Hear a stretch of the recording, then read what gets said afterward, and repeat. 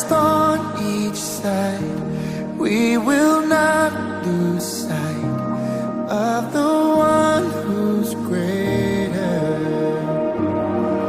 One name holds every victory. One voice that silences the enemy. One King who reigns for all eternity. Oh, Jesus, Jesus.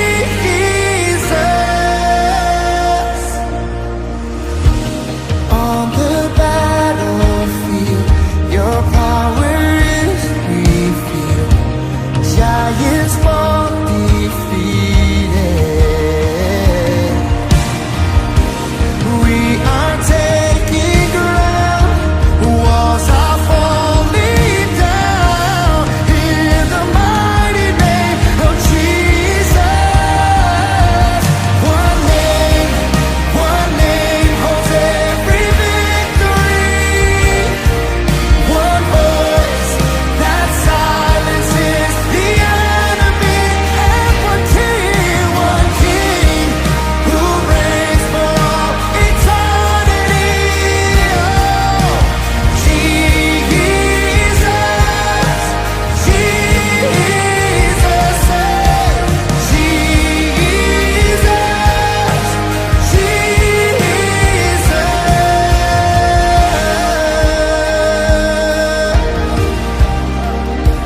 come on, it's one name, the name above every name.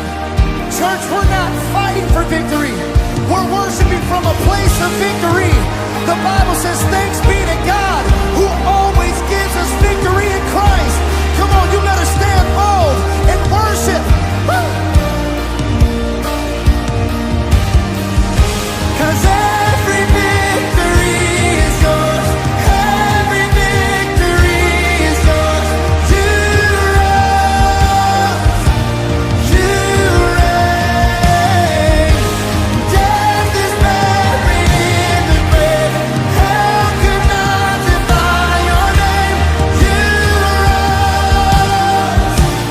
you reign. Every victory is yours. Every victory is yours. You reign. Death is buried in the grave. Hell could not defy your name. You rose. You reign. One name holds every victory. One voice that silences the enemy. Oh, one King who reigns for all eternity. Say Jesus. Come on, say one name.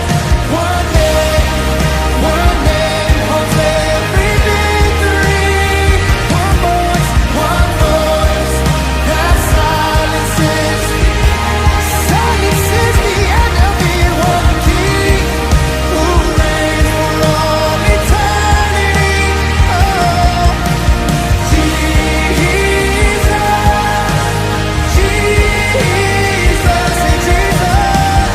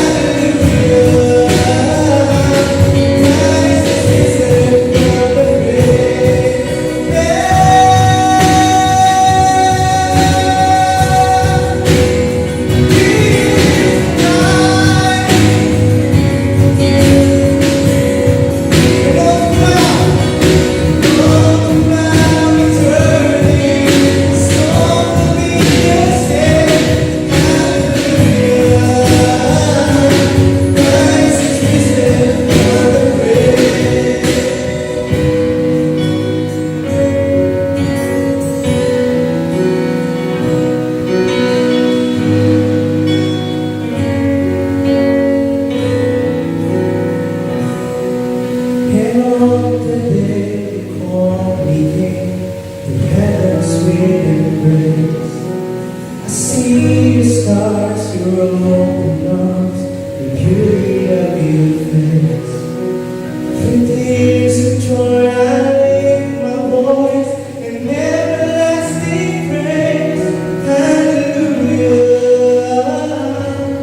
Christ is risen from the grave.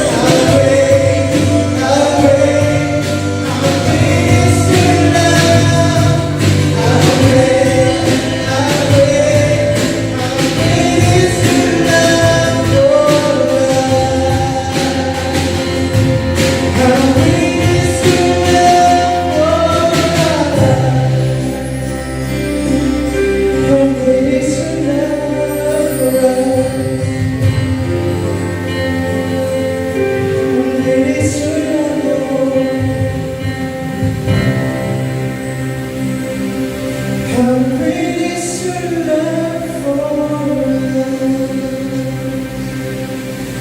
Great is your love for us. Mga kapatid, sumainyo nawa ang pagpapala at kapayapaang nagmumula sa ating Diyos Ama at sa ating Panginoong Jesucristo. Welcome back po sa ating pong pag-aaral ng Book of Acts. Last Sunday, bilang pasimula po ay ating napag-aralan sa Acts chapter 1 verses 1 to 5 na tayo po pala ay bahagi ng paglulunsad ng isang pandaigdigang gawain. Ito po ay magagawa natin bilang isang church o kaya naman po ay bilang isang individual na mananampalataya. Ito po ay magagawa natin sa pamamagitan ng pagsasagawa ng mga bagay na kanya mismong hinilimbawa po mismo ng ating Panginoong Jesucristo bago pa man po siya umakyat sa langit matapos ang kanyang muling pagkabuhay. Kapag ganito po ang ating attitude, masasabi po natin na tayo nga po ay mga tunay na Christ-centered church. Ano po? Yung bang wala ng ibang bagay, personalidad at issue na mas pinahalagan pa kaysa sa ating Panginoong Jesucristo. Yes, when Jesus remains at the center of the church, something amazing happens. Dahil po ang kabuuan ng Book of Acts ay tumatalakay sa misyong itinagbilin ng Panginoong Jesucristo, maganda po na dito pa lamang po sa Acts chapter 1 ay maging maliwanag na po sa atin na ang church po ay talagang tinawag upang maging bahagi ng isang malawakang misyon. Madali po ba ang maging bahagi ng isang misyon? Ang lahat ba ng misyon ay posibleng magawa at mapagtagumpayan? Para po sa iba, mayroon pong mga misyon na parang imposibleng maisakatuparan. Ngunit sa paglipas po ng panahon, ay nakikita naman po nila na kaya naman po pala na ito ay maisagawa. Noon po, ang misyon po na makapunta sa moon o doon po sa buwan, o kaya po ay sa ibang planeta, ay isang pangarap lamang. Ngunit sa ngayon, ito po ay ilang ulit nang naisagawa. Naging matagumpay po ang misyon sa paglipad sa kalawakan dahil po sa masusing pag-aaral na isinagawa ng mga scientists. Sa kabila na ang mga ito po ay misyon na ibinigay lamang po sa kanila ng tao. Tayo po mga Kristyan, tayo po mga followers ng ating pong Panginoong Jesucristo. Kanino po ba nanggaling o nagmula ang misyon na ibinigay po sa atin? Oo, dahil po ang Diyos ang nagbigay sa atin ng misyon. Tiyak po na ito ay talagang posible. Kayang-kaya pong mangyari. Talaga pong magaganap. Ano po? Mission possible. Ito po ang paksang ating bibigyan pansin sa araw na ito based on Acts chapter 1 verses 6 to 11. Tayo po ay sandaling lumapit sa Panginoon sa maikling panalangin. Father God, muli salamat po sa araw na ito na iyo pong binigay sa amin upang patuloy po kami makapag-aral ng iyo pong salita. Lord, samahan niyo po kami sa ikalawang bahagi ng aming pong pag-aaral dito po sa Aklat ng Mga Gawa. Alam po namin, Lord, mahaba pa ho ang serye na ito at marami ka pa hong maibibigay po sa amin ng mga insights.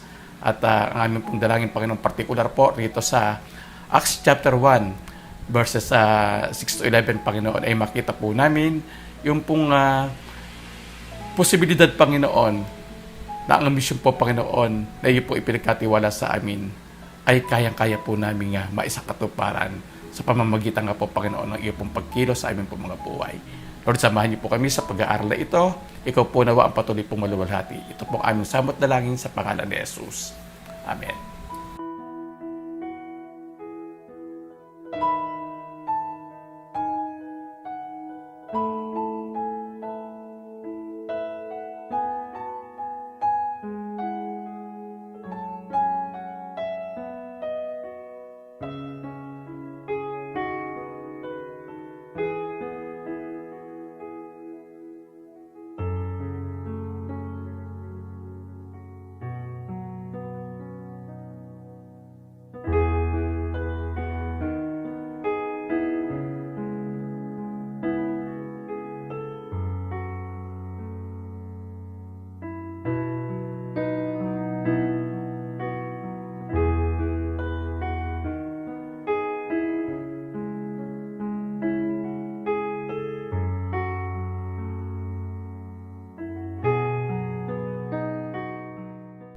Mga kapatid, the book of Acts is not only about the history of a Christ-centered church. It is also about God's design and purpose. Kapag ang isa pong engineer o architect ang gumawa ng anumang plano para po sa isang proyekto, there is always the tendency na sila po ay gumawa ng mga revisions. Ngunit kapag ang Diyos po ang nagsagawa ng pagpaplano, ang kanya pong plano ay kumpleto. It is complete from the very beginning. Walang kulang at wala na pong revision na kailangan pa pong gawin. Ang plano po ng Diyos para po sa church ay mayroon pong layunin. At ang layunin ito ay may implikasyon na tayo po ay maging bahagi ng kanya pong misyon. Yes, God's mission for His church is to involve the church in mission. Ngunit ano nga po ba ang karaniwang nagiging problema natin na mga itinuturing na today's people of God in view of God's mission? Mga kapatid, marami po sa atin ang aware na bahagi na tayo ng misyon ng ating pong Panginoon. Ngunit unaware po na tayo pala ay disconnected with that very same mission. Halimbawa, nais po natin lahat na tayo po ay kakitaan ng kapangyarihan o pagkilos ng Holy Spirit sa ating po mga buhay. Ngunit ano po ang nangyayari? Idinidisconnect naman po natin mismo ang ating mga sarili doon po sa layunin o doon po sa role ng Holy Spirit sa mission ng Diyos.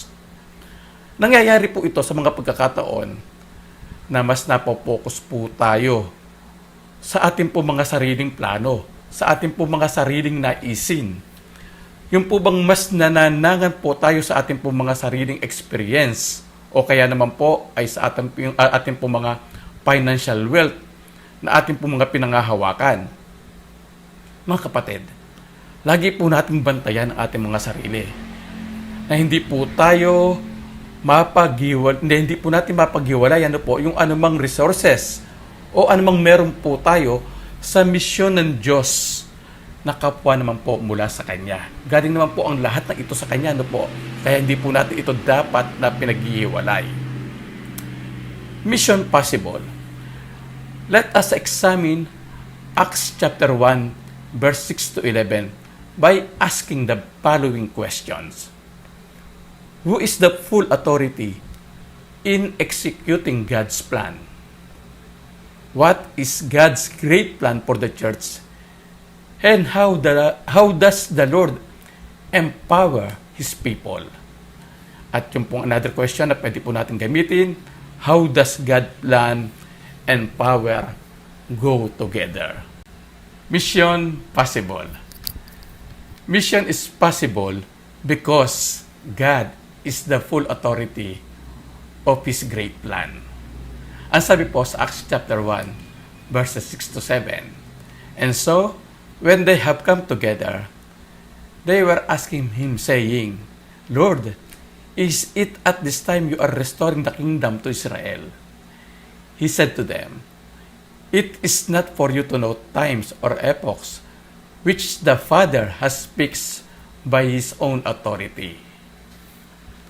Kung ating pong babalikan ang naging kaganapan doon po sa krus, mapapansin po natin yung pong feeling of disappointment ng mga disciples dahil po sa iba ang kanilang inaasahang mangyayari.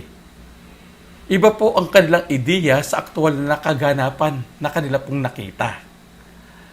Ang expectation po nila ay isa pong powerful king na hahango po sa kanila sa pamamahala ng Imperyong Romano. Ang inaasahan po nila ay ang ganap po na restorasyon ng Israel bilang isang bansa, kasama na po rito yung pong kanilang political restoration. Ngunit sa pagkakataon nga po na yon doon sa krus, ang nakita po nila ay isa pong helpless person.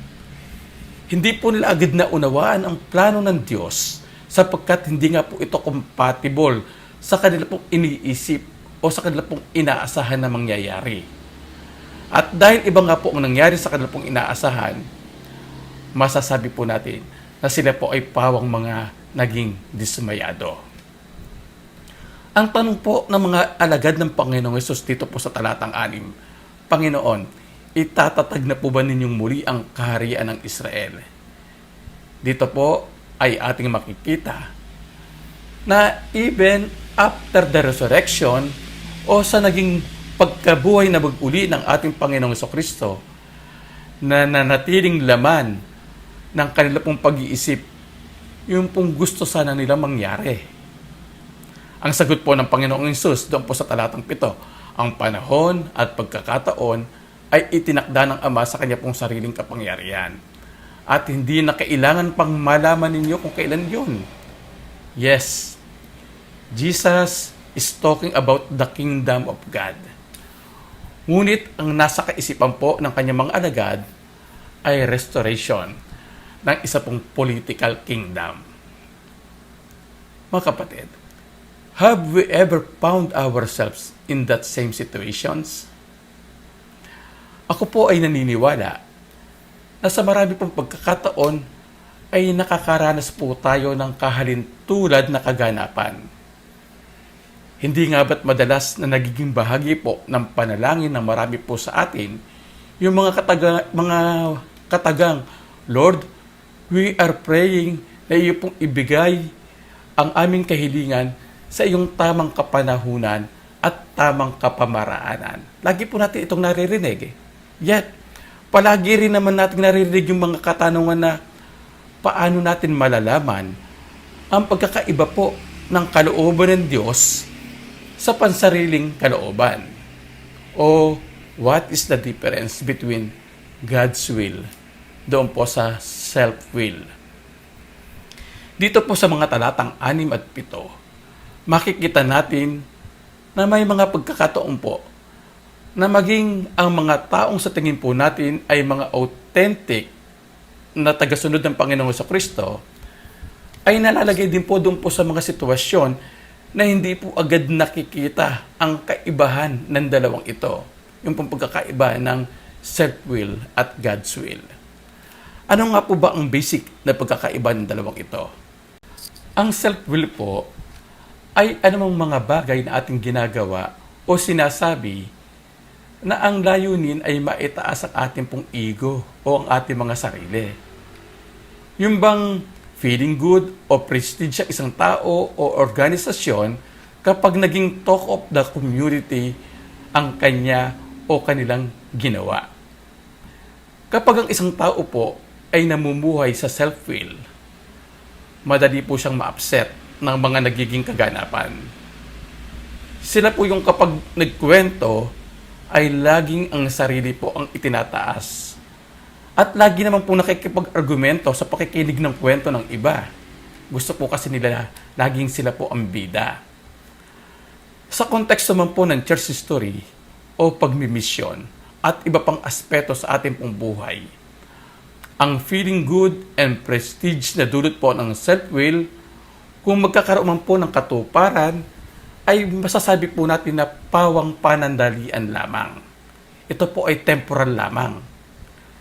At naroon po palagi ang tendency na siya o sila po ay mang-apak ng ibang tao upang ang pakiramdam po ng pagiging sikat at angat kaysa iba ay muli o patuloy po na maranasan.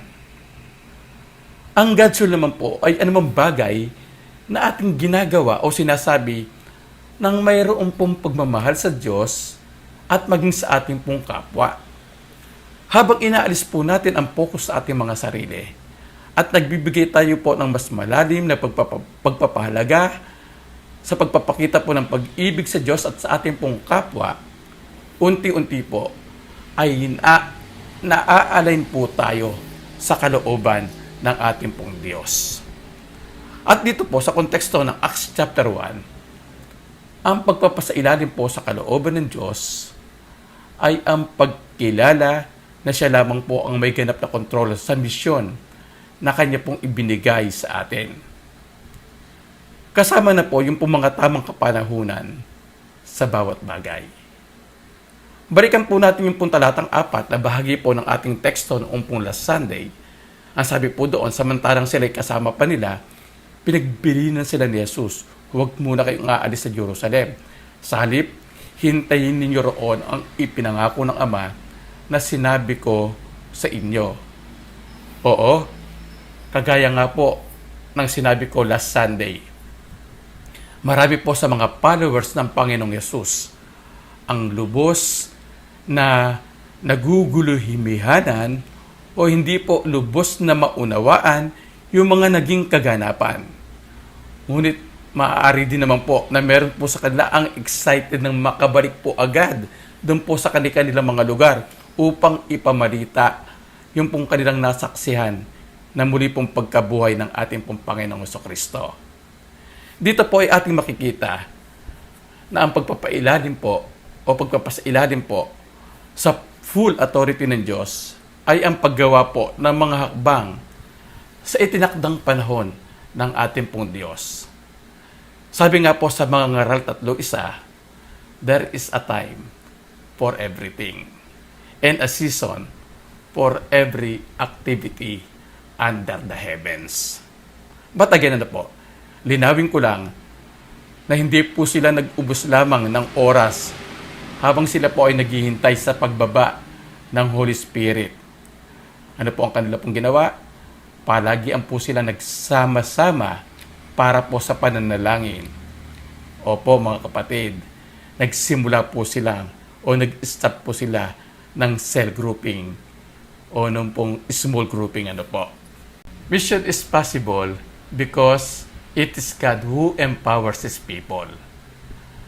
Acts chapter 1 verse 8 says, "But you shall receive power when the Holy Spirit has come upon you, and you shall be my witnesses both in Jerusalem and in all Judea and Samaria, and even to the remotest part of the earth."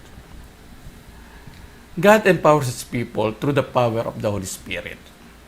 Para po sa iba, may vision po na ibinibigay ang Diyos na para pong imposibleng maabot. Kung may ganito pong mga bagay ang pumapasok po sa ating kaisipan, maging maingat po tayo sa pagkakaroon po ng konklusyon na hindi nga natin talaga kayang gawin ang ilan sa misyong ibinibigay po sa atin ng Diyos. Tandaan po natin mga kapatid na hindi tayo kailanman bibigyan ni Lord ng misyon na hindi po natin magagawa. Any God-given mission can be accomplished through the Holy Spirit working in us. Upang maunawaan po natin kung paano kumikilos ang Holy Spirit sa buhay natin ng mga mananampalataya, tunghayan po natin ang sinasabi sa ilang po mga talata sa Gospel of John. Ang sabi po sa Aklat ng Juan, Kabanata 14, 25-26, sinasabi ko ang mga bagay na ito habang kasama niyo pa ako. Pero kapag nakaalis na ako, ang tagatulong na walang iba kundi ang banal na Espiritu ang ipapadala ng Ama bilang kapalit ko. Siya ang magtuturo sa inyo ng lahat ng bagay at magpapaalala sa inyo ng lahat ng mga sinabi ko sa inyo. At dito naman po sa Juan 15, mga talatang 7-13, ito pong sabi, "Pero ang totoo, para sa ikabubuti niyo ang pag-alis ko, dahil hindi paparito sa inyo ang tagatulong kung hindi ako aalis. Pero kapag umalis ako, ipapadala ko sa inyo. Pagdating niya, ipakikita niya sa mga taong makamundo na makasalanan sila at ako na may matuwid. At ipakikita rin niya na hahatulan sila ng Diyos. Ipakikita niya sa mga tao na makasalanan sila dahil hindi sila sumasampalataya sa akin. Ipapakita niya na ako ay matuwid dahil pupunta ako sa Ama at hindi niyo na makikita. Ipakikita rin niya sa kanila na hahatulan sila ng Diyos dahil hinatulan na si Satanas na siyang naghahari sa mga taong makamundo.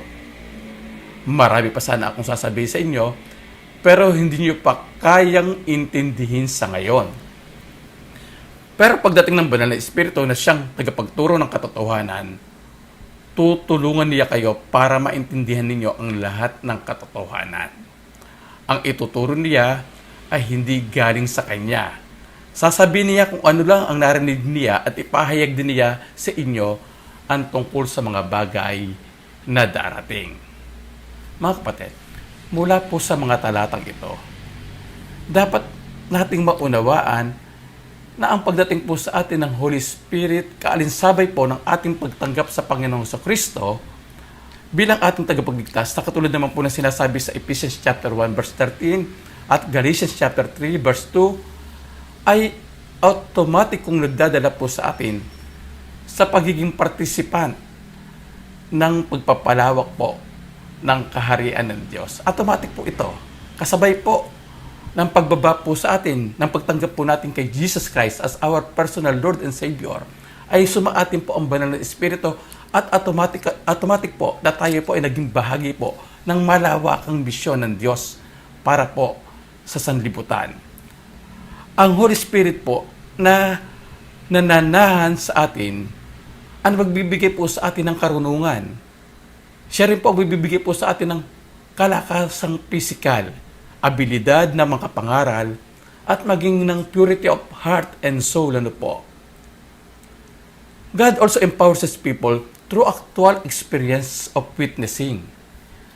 Sa pagbaba po ng Holy Spirit sa mga naunang mananampalataya, sila po ay nakaranas ng kakaibang tapang sa pangangaral.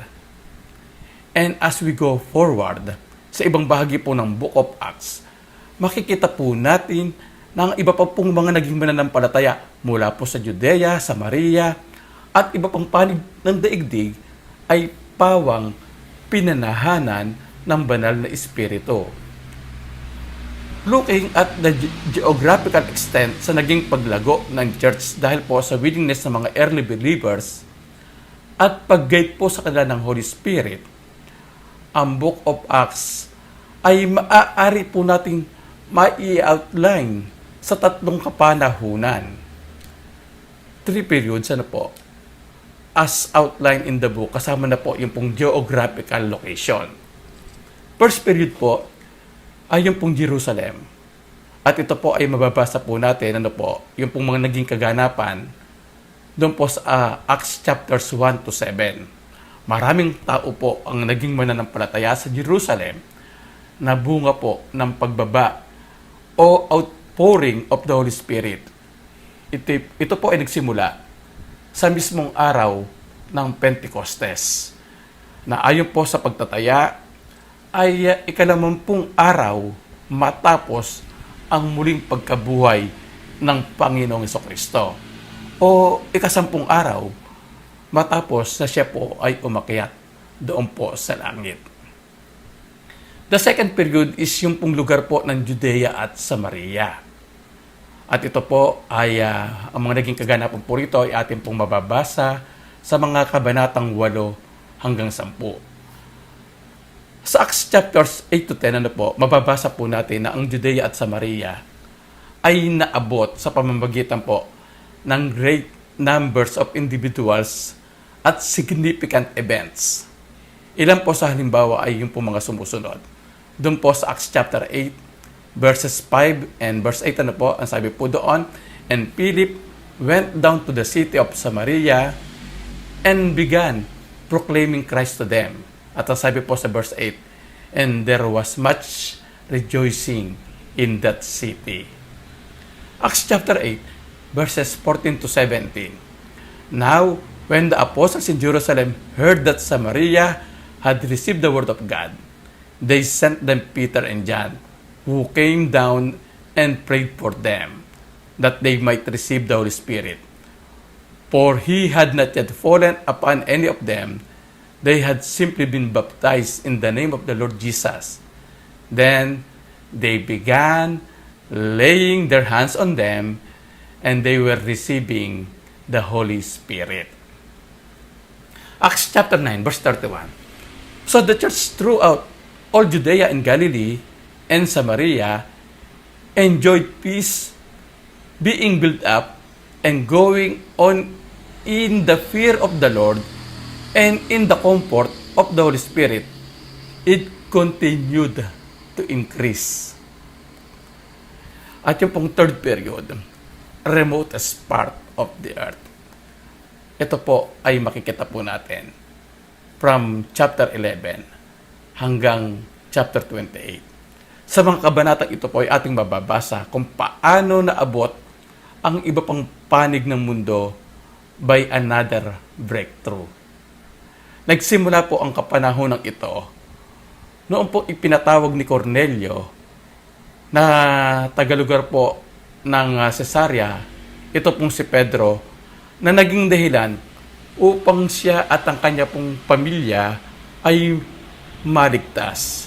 Nasundan po ito ng pagkakapili kina Bernabe at Saulo na naging hudyat po na magkakasunod na missionary journey sa iba't ibang panig ng daigdig. Ang Diyos ay kumilos noon at ang Diyos ay patuloy pa rin kumikilos sa ngayon. Ang pagtatapos po ng Book of Acts ay pasimula ng panibagong kapanahunan na kung saan tayo ngayon po ay nabibilang.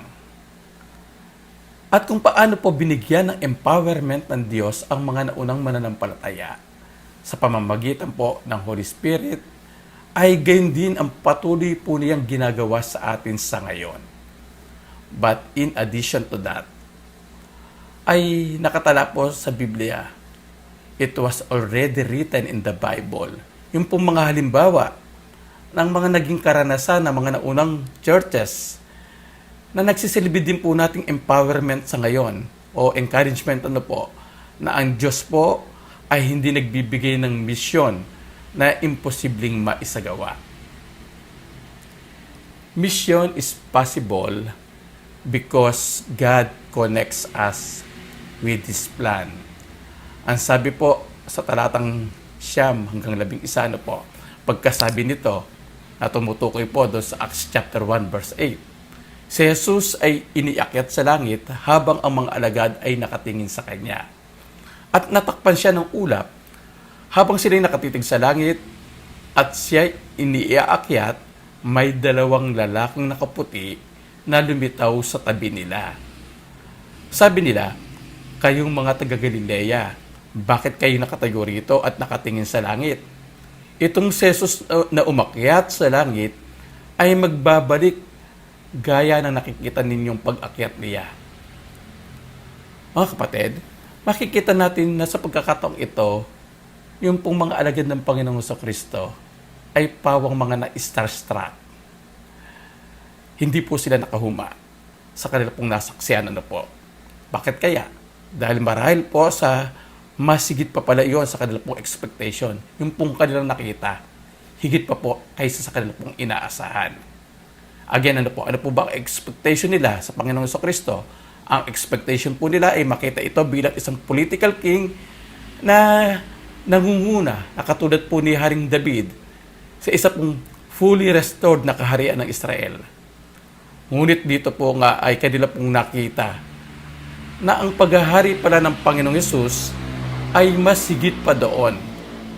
It is all about the kingdom of God that have no geographical boundaries. Alam po ng Diyos na hindi na naman agad na unawaan ng mga disciples yung pong kanilang nasaksihan. Kaya't pinalitaw po niya ang dalawang lalaking nakaputi upang maipaunawa agad sa kanila na ang kaganapang kanilang nasaksihan ay bahagi ng pinakadakilang plano ng Diyos na tumutukoy po sa ganap na espiritual na paghahari ng Panginoong Kristo sa itinakdang panahon dito po sa mundo.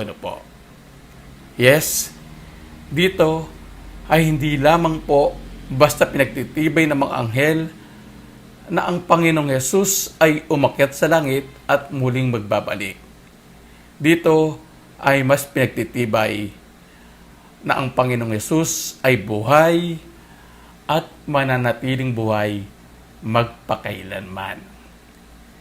Jesus Himself founded the church and He is directing the church until the end of times. Katulad po ng mga naunang alagad ng Panginoong Kristo, tayo din po ay madalas na parang natutulala sa mga kaganapang hindi po nating inaasahan. Either ito po ay mas mababa o mas mataas sa ating po mga expectation. This passage reminds us that we cannot just sit on the sidelines. Na hindi po pala tayo pwedeng maupo lamang, tumunga nga lamang, o matulala lamang. Sa mission po na ibinigay sa atin ng Diyos, tandaan po natin na lahat po tayo ay mayroong bahagi at tayo po ay responsable sa kung anuman ang bahaging ibinibigay ng Diyos sa bawat isa sa atin. Kung tayo man po ay astounded at hindi po natin agarang nakikita ang ating bahagi sa God's Kingdom Expansion Program, ano po ang dapat natin gawin? Mas lumapit po tayo sa Diyos upang maunawaan natin yung pong kanyang great plan para po sa atin. Nais niya po tayong i-connect sa Kanya. Kaya dapat po na tayo po ay lagi po rin kumonek sa Kanya. Most of the times, ginagamit po ng Diyos ang Kanya pong mga salita upang ma-reveal po sa atin yung mga bagay na ninanais po niyang ihayag sa atin. At may mga pagkakataon din po na gumagamit siya ng mga ibang tao upang maipaunawa ito sa atin. So, read your Bible every day at maging open din po tayo sa mga paalala o sa mga advice ng mga godly people na kumakausap po sa atin. Yung po nagbibigay po ng payo sa atin. Sa ganitong kapamaraanan, ang Diyos po ay patuloy pa rin na kumikilos sa ating kapanahunan upang tayo po ay ma-connect sa Kanya pong great plan, both in the church at sa ating po mga personal na buhay. To summarize God's message for today, mission is possible because God is the full authority of the great plan. Mission is possible because God Himself empowers us as His people. And mission is possible because God connects us with His great plan. Oo mga kapatid, may mga pagkakataon na ang pagtalima po sa misyon na ibinigay po sa atin ng Diyos ay parang napakahirap maisagawa. But the great thing is that God is working in and through us, through the Holy Spirit. Kaya po, as a local church, ano man ang ating edad, ano man ang ating kalalagayan, ano man ang ating status, tayo na magsama-sama sa pakikibahagi sa misyon ng Diyos. And as we end God's message for today, let us consider the following life questions. How do we feel the works of the Holy Spirit in our life? Are we hiding any bad motives under things that we are doing? Are we trying to control something or avoid something that we shouldn't be trying to control or avoid? Do we have a sense of entitlement at work in any of decisions and process? How much effort do we give to witnessing about Christ among those near us or those far away? How much do we participate in sharing our resources, skills, money, and time so that the expansion of God's kingdom will not be hampered? Magandang araw po sa inyong lahat. Tayo po ay manalangin. Father God, muli salamat po sa iyong salita na aming pong napag-aralan sa araw na ito. Salamat sapagkat mayroon po kaming Diyos na ang puso ay misyon. Salamat sapagkat kami na iyo po mga anak, kami na iyong iglesia, ay ninais mo na maging bahagi ng iyong dakilang misyon. Salamat po, Panginoon. At ang aking pong dalangin, patuloy niyo nawang patubuin, palaguin sa aming mga puso ang mensaheng aming pong napag-aralan sa araw na ito. The Lord bless you and keep you. The Lord make His face shine on you and be gracious to you. The Lord turn His face toward you and give you peace. Amen and amen.